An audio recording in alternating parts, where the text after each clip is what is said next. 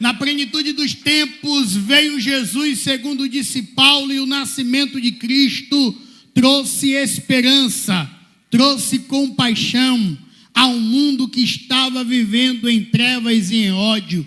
Por isso é necessário que constantemente, todos os dias, a gente possa permitir que Cristo nasça também em nós. Em Mateus capítulo 2, do versículo 1 ao versículo 12, o texto bíblico nos fala sobre quando alguns magos foram visitar Jesus.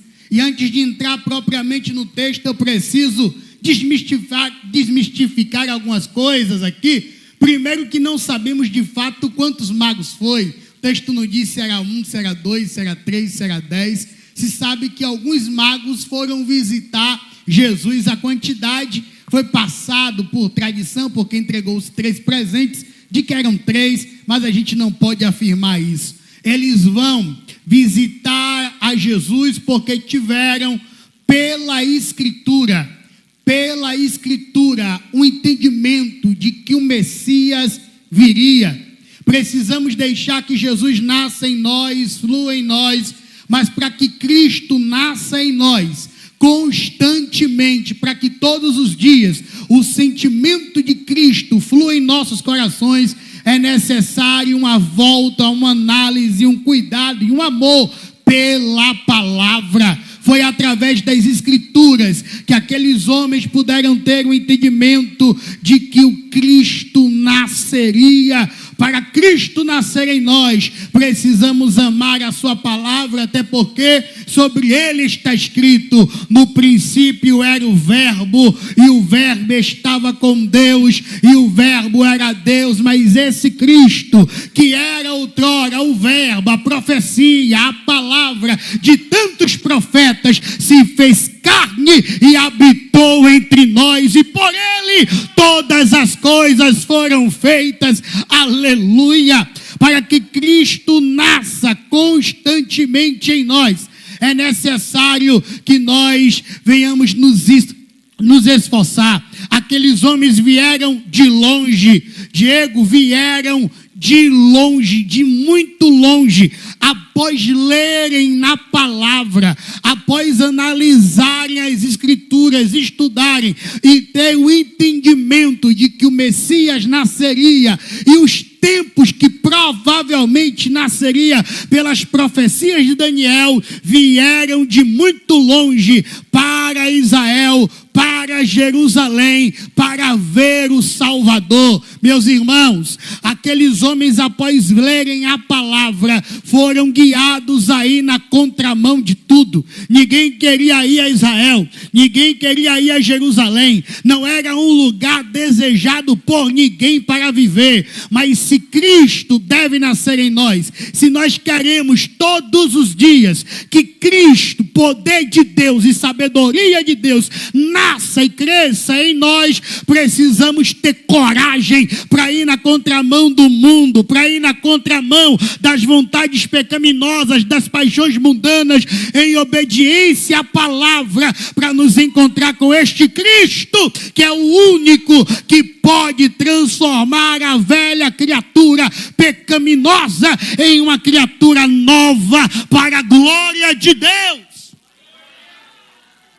Aqueles homens se esforçaram após ler a palavra e foram encontrar-se com Jesus Cristo, sendo guiados por uma estrela.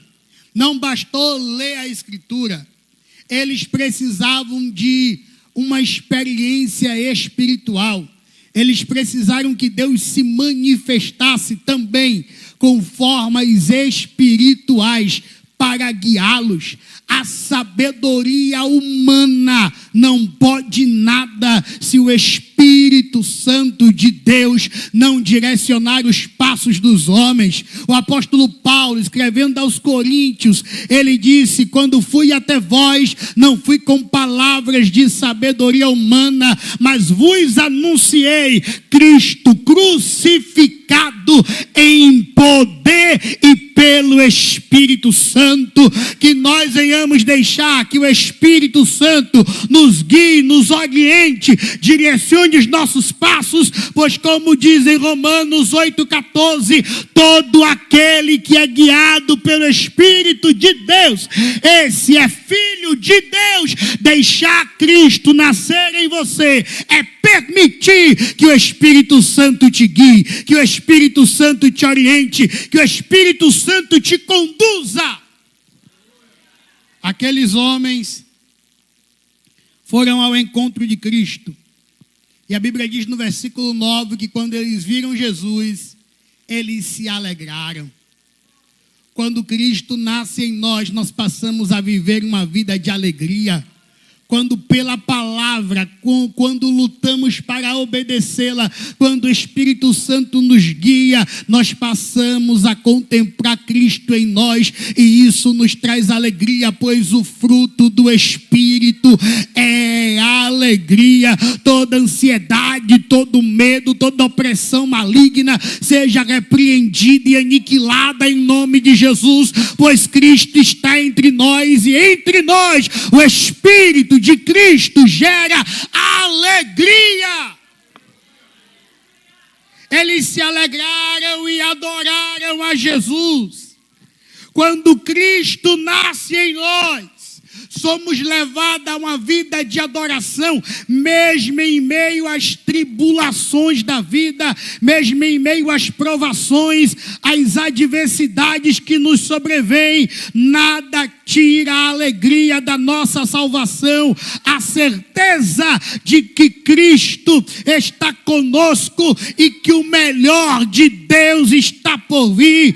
Paulo disse aos crentes em Corinto, na sua segunda carta, no capítulo 4, a partir do versículo 8, sofremos pressões de todos os lados, contudo não estamos arrasados, ficamos perplexos com os acontecimentos, mas não perdemos a esperança, somos perseguidos, mas jamais desamparados, abatidos, mas não destruídos, trazendo sempre no corpo o morrer de Cristo, para que a vida de Jesus, da mesma forma, seja manifestada em nós, em meio às provações e tribulações dessa vida. Que Cristo mais uma vez resplandeça em nossas vidas, em nosso ser, que o sentimento cristão outra vez nasça em nós, e a adoração e a alegria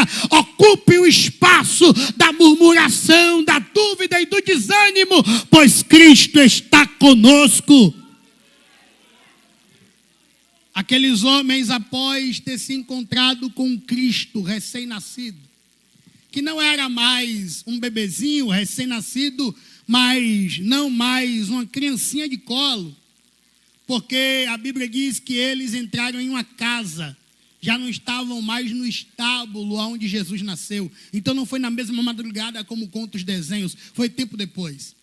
Até porque também eles encontraram com Jesus depois que Jesus foi apresentado no templo, após ter sido circuncidado e ter oferecido sacrifícios ao Senhor, e eles deram 2 pombinhos, que era o sacrifício que era permitido dar para quem era pobre. Era exigido um cordeiro, mas a Bíblia diz que se não houvesse o cordeiro, por condição financeira, que se entregassem 2 pombos no lugar do cordeiro, e o presente que Jesus ganhou, ouro, mirra, incenso, era o suficiente para comprar até um boi. Então a oferta que eles apresentam também dá a entender que foi antes da visita dos magos. Então Jesus já tinha de 1 a 2 anos quando aqueles magos foram encontrar, e por isso a ordem de Herodes de que todos os meninos até 2 anos fossem assassinados. Então a Bíblia Sagrada nos diz que aqueles homens foram até Cristo, se encontraram com Cristo que havia nascido ali e os presenteou.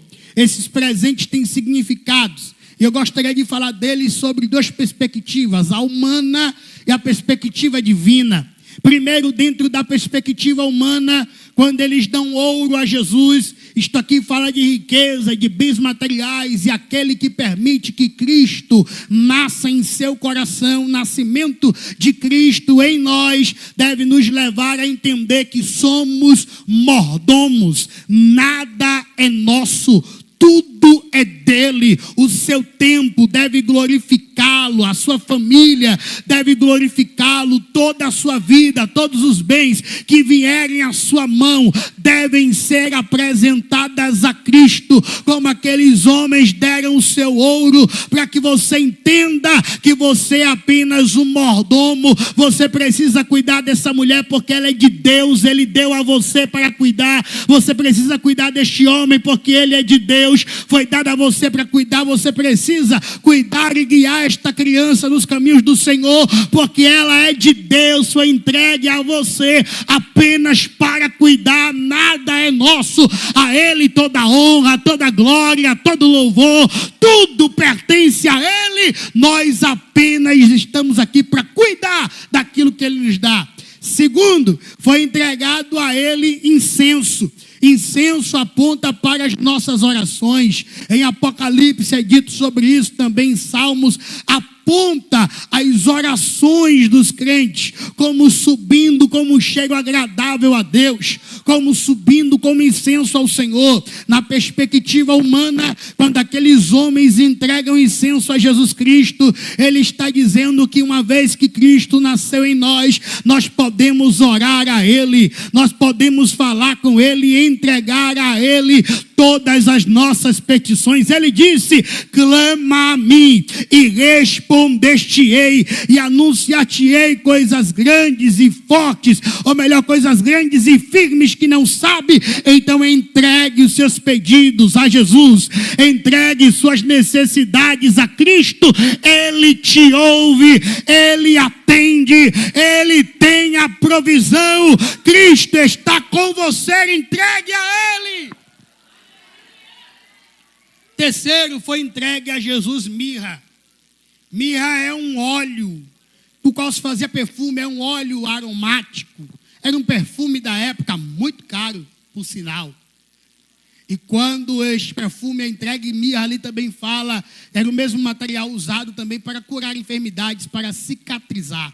Quando a Bíblia diz em Tiago que se houver alguém enfermo, chame o presbítero, e unja e ore. Tem duas análises ali, não só a questão espiritual, pois é a oração da fé que cura o enfermo, mas a simbologia do óleo é exatamente porque o óleo era cicatrizante, era para curar, era para cicatrizar. Ali a união do poder sobrenatural de Deus para curar, mas também entendendo de que Deus permitiu a medicina existir, deixou coisas aqui para serem muito bem usadas e aproveitadas. Então, a mirra ali também era usado como a forma de um óleo que ajudava a cicatrizar, a curar as enfermidades. Na perspectiva humana, entregar mirra a Jesus Cristo, entregar mirra ao Senhor, é entregar a Ele as nossas dores, é entregar a Ele as nossas feridas, é entregar a Ele aquilo que nos causa dor, tendo a certeza de que Ele pode curar todas as tuas dores, todas as tuas enfermidades,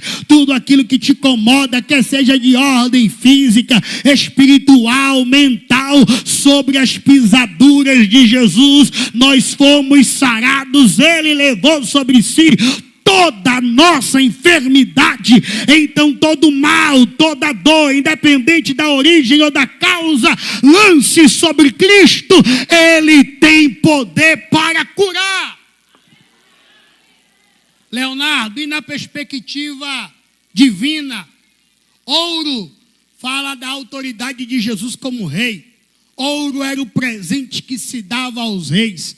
Quando Salomão recebeu o trono de seu pai, vieram reis de todos os lugares para o presentear com ouro. Ouro aponta para Jesus como verdadeiro rei. Aleluia! O rei dos reis e o senhor dos senhores. E eu gosto de fazer uma comparação entre a última visão de João de Jesus e a visão que ele tem em Apocalipse, porque João João o viu Jesus pela última vez, ele o viu sendo açoitado, viu carregando a cruz, o viu pregado em uma cruz e ouviu as suas últimas palavras dizendo: está consumado, Pai, a ti entrego o meu espírito, e então morreu. Mas em Apocalipse, João o vê de novo, e já não o vê mais em uma cruz, já não o vê mais sofrendo,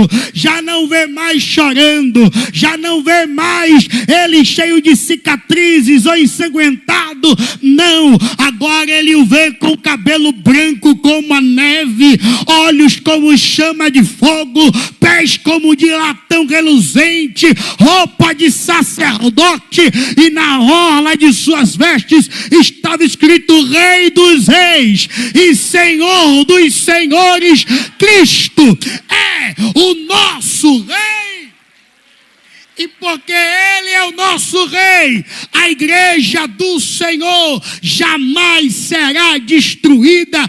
Tudo passa, todos os modos de governos e reis passam. Muitos homens considerados como rei já passaram, já se foram. Mas em Daniel capítulo 2, versículo de número 45, Daniel interpretando o sonho de Nabucodonosor, ele falou: e esta pedra que caiu do céu sem auxílio de mão humana é um quinto império, e este reino jamais passará, e o seu rei jamais será destruído. Jesus Cristo, nosso Senhor, é o nosso rei, e a sua igreja jamais será destruída. Na perspectiva divina, o incenso aponta para o ministério sacerdotal de Jesus. Ele é o nosso sumo sacerdote.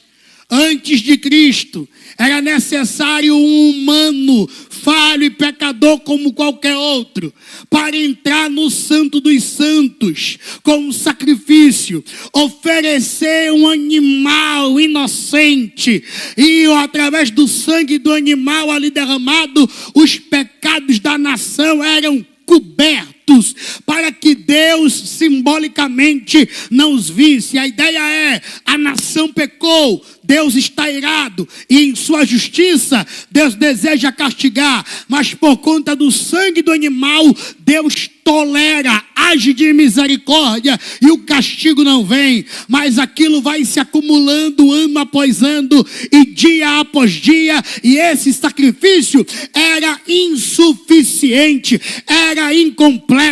Mas Jesus Cristo é o sumo sacerdote eterno, pois ele, estando entre nós, ele se entregou a si mesmo como oferta pelos pecados de todos, e em Jesus nós temos a expiação total de nossos pecados, foram apagados e lançados no mar do esquecimento. E agora, pois, quem tentará acusação contra os servos do Senhor, se é Deus quem os justifica em Jesus, Rei e sacerdote? Seus pecados foram perdoados, e você pode ter acesso direto a Deus pelo novo e vivo caminho aberto com o sangue de Jesus. Foi entregado a ele mirra, óleo aromatizante, unção. Jesus Cristo é rei, Jesus Cristo é sacerdote, Jesus Cristo é profeta.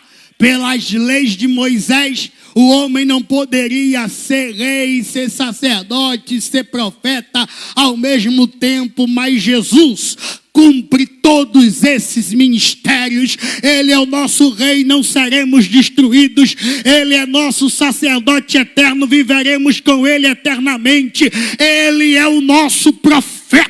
Por isso nós estamos aqui, pois o Espírito do Senhor esteve sobre ele para libertar os cativos como nós estávamos, para libertar os oprimidos como nós estávamos, para curar os enfermos e para anunciar o ano aceitável do Senhor, porque ele é profeta nós temos a palavra, porque ele é profeta. A unção do Espírito Santo está sobre a igreja, e o ministério profético flui entre nós, e o ministério profético ainda está em atividade. As enfermidades são curadas, o mal é posto para fora, o mal é revelado. Deus fala com o seu povo pelo ministério profético, porque Cristo é o nosso profeta. E o que acontece, Leonardo, depois que Cristo nasce em mim? Eu entendi. Para que todos os dias, para que continuamente Cristo nasça em mim, eu preciso meditar na palavra. Eu preciso, crendo na palavra, ir da contramão do mundo. Eu preciso ser guiado pelo Espírito Santo, ser conduzido pelo Espírito Santo. Estando com Jesus, eu me alegro, eu sou levado a uma vida de adoração, entrego a Ele as minhas necessidades, tenho Ele como meu rei, como meu sacerdote, a unção do Espírito está sobre mim. E o que mais acontece? A Bíblia Sagrada nos mostra 3 maiores resultados do encontro daqueles homens com Jesus. Na hora de voltar, primeiro, a Bíblia diz que o Senhor falou com eles que não voltasse pelo mesmo lugar. Entenda, para ir até Cristo, eles foram guiados pela palavra e por um sinal no céu. Mas depois que se encontraram com Jesus, Deus falou com eles. Deus falou com eles. Quando nós deixamos Cristo nascer em nós de verdade, somos levados a uma vida de intimidade com Deus. Somos levados a uma vida de comunhão. Já não precisamos mais de homens, nem de sinais miraculosos. Deus fala conosco, como falou com Elias por meio de uma brisa suave. Deus quer falar com você, meu irmão. Entregue-se a Cristo com todo o teu ser, com todo o teu entendimento, com toda a tua força. Entregue-se a Jesus de verdade. Deixe que Cristo nasça em você constantemente e seja levado a uma vida de intimidade e de comunhão plena com Ele. Ele quer falar com você. Segundo, eles receberam a ordem: não voltem para Herodes. Quando nós nos encontramos com Jesus, nós temos poder para não voltar a Herodes. Herodes simboliza a vida antiga. Quando eles se encontraram com Herodes, o que é que aconteceu? A Bíblia diz que Herodes não soube responder. Eles perguntaram: viemos adorar o rei. Cadê o rei? Herodes não sabia. E não só não sabia, mas Herodes ficou desesperado. Ficou perplexo, se assustou, ficou arrasado. Herodes é a vida antiga que vivíamos. Herodes é a vida sem Jesus, uma vida sem perspectiva, uma vida sem respostas, uma vida sem sentido, uma vida de tristeza, uma vida de horror, uma vida assustadora. Mas agora Deus falou com eles: não voltem a Herodes.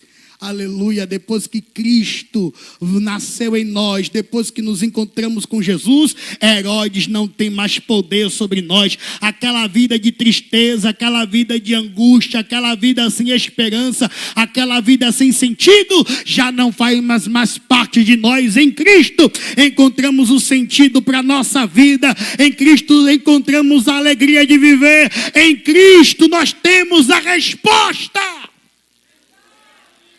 Finalizo. A ordem é: não voltem para Herodes, mas sigam por outro caminho. E o texto termina dizendo: e eles foram por outro caminho. A partir deste dia, desse entendimento, que Cristo nasça em você constantemente, a cada amanhecer, e que você possa viver em novidade de vida, em nome de Jesus. Cristo tem um caminho novo para você. Cristo tem um caminho novo para você. Eu profetizo: 2025 você viverá em novidade de vida. Você viverá em novidade de vida. Há um caminho novo, há uma direção nova, há uma estratégia nova, há uma porta nova, há um milagre novo. Deus está fazendo povo, por você. Glorifique a Deus em nome de Jesus. O universo chora, o sol se apagou, ali estava morto o sal. Seu corpo lá na cruz, seu sangue derramou o peso.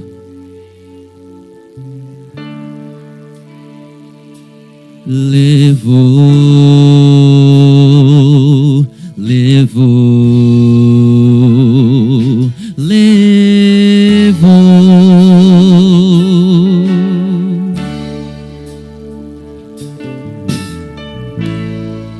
Deus Pai o abandonou, cessou seu respirar.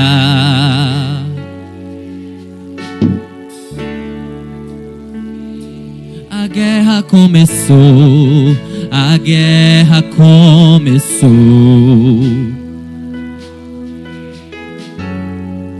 Todo o poder das trevas vencido foi. A terra estremeceu e nada vencerá. Ó morte, onde está meu rei? E ele pra sempre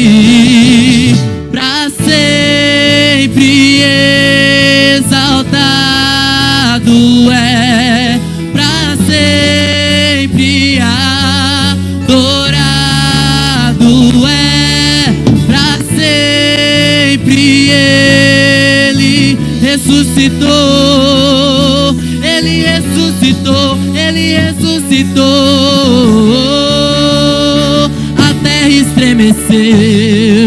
A terra estremeceu, sepulcro se abriu e nada vencerá seu grande amor. Ó morte, onde está o nosso rei? Yeshua ressuscitou pra sempre, pra sempre. Pra sempre ele é adorado entre nós, pra sempre ele vive, ressuscitou. Por isso nós cantamos aleluia, cantamos aleluia, cantamos aleluia, cantamos aleluia. Cantamos aleluia ao rei, cantamos aleluia. As palmas para ficar bonito para Jesus. Cantamos, cantamos aleluia, cantamos, cantamos, pois ele venceu. Cantamos, cantamos aleluia, nós cantamos a ti, Rei dos Reis, pois pra sempre ele é, pra